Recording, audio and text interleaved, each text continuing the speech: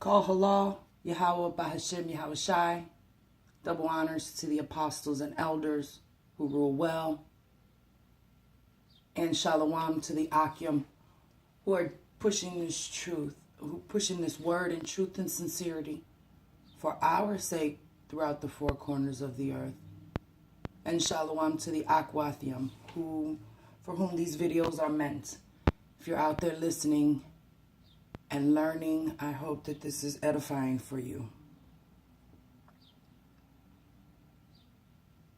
I'd like to go into the second part of my lesson.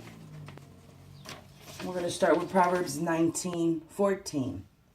House and riches are the inheritance of fathers, and a prudent wife is from the Lord. So it clearly states to you that inheritances, money, material things, houses, property, things like that are inheritances from your fathers, from your forefathers. But when you get a prudent wife, that's favor. That's favor from Yahweh Shai. And what does it mean to be prudent? A prudent wife. Prudence is essentially, it's defined as circumspect. Circumspect in Strong's G199, I believe, is akribos. Exact, accurate, diligent, wisely understands. And when you look further into the word circumspect, you find Strong's G196. So I'd like to go into my second scripture, which is Ephesians 5:15.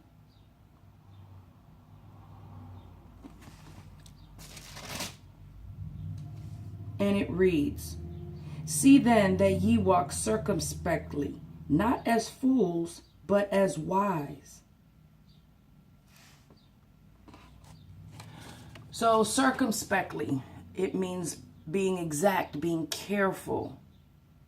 And when you look further into the words, further into those words, you get Strong's G196 akribas, which is precise and rigorous in interpretation of Mosaic law and in observing even the more minute precepts of law and tradition. Remember, we're the weaker vessels. We have to work extra hard and be extra vigilant that we don't veer off the path that Yahweh Bashem Yahshai has set forth for us. It means precise and rigorous in interpretation of Mosaic law and in observing even the more minute precepts of law and tradition. So from the smallest thing to the biggest thing, we should be exact and careful, precise and rigorous in our works. If you just submit to your husband, follow his lead, study the word, you would be doing exactly just what you need in order to stay on the path. It makes Yahweh Bashem Yahshai happy and pleased that we do what we're supposed to do.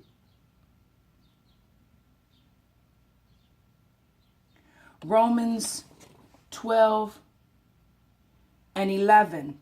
Not slothful in business, fervent in spirit, serving Yahweh Shai.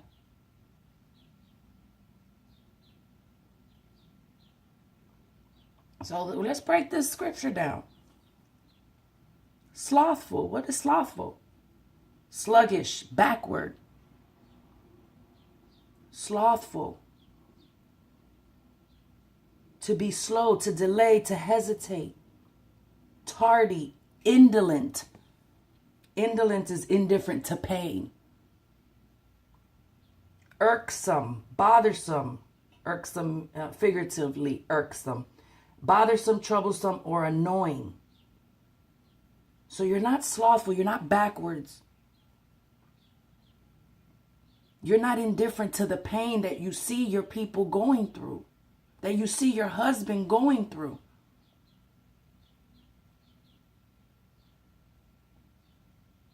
So not slothful in business. What business? Right? What business are we talking about? Well, we're talking about the business of serving Yahweh Bashem Yahweh Shai. That's the business we're talking about.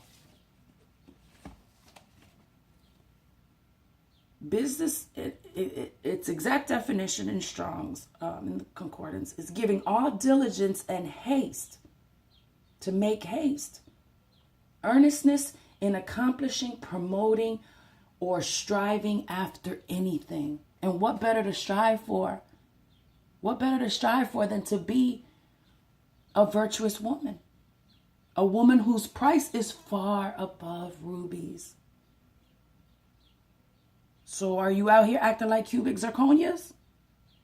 Or are you out here behaving like your value is far above rubies? So not even rubies, far above rubies. Black onyx, alexandrites. Those gems are valued far above rubies. So are you carrying yourself in that manner? So not slothful in business. So she's not lazy in her works. She gives all diligence and haste and earnestness in accomplishing, promoting, and striving for anything. Your love and zeal for Yahweh Bashem Yahushai should be boiling. Not cold or lukewarm, but boiling. You should be boiling with the Spirit. Not slothful in business, fervent in spirit. And spirit has a lot of definitions, but when you look into the context of it, fervent in spirit, possessing the power of knowing, desiring, deciding, and acting. And the way you achieve this is through study and practice. Bringing forth good fruit from the home of your Israelite husband. And carrying yourself with excellent moral qualities. Or being a virtuous woman. Revelations 3:16. So then because thou art lukewarm and neither cold nor hot, I will spew thee out of my mouth. Yahweh Shai doesn't want you to be on the fence. You half in, half out. That's not what this is about. When I heard the truth and I began to follow my husband, I jumped in both feet. I had faith. I had faith. I knew that this was the truth. And I knew that there was no other way but to follow my husband. That Romans 12:11 says, not slothful in business, fervent in spirit, serving Yahweh Shai.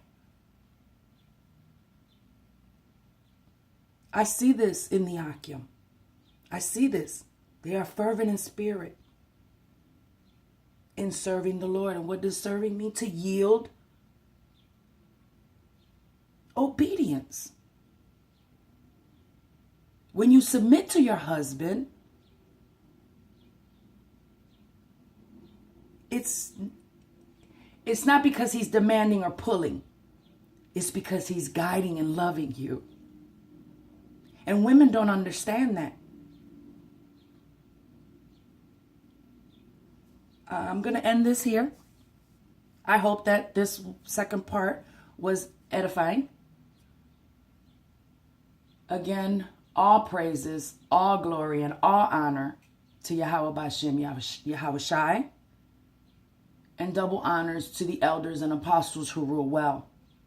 And salutations to the Akim and Akwathiam, for whom these videos are meant. Shalom.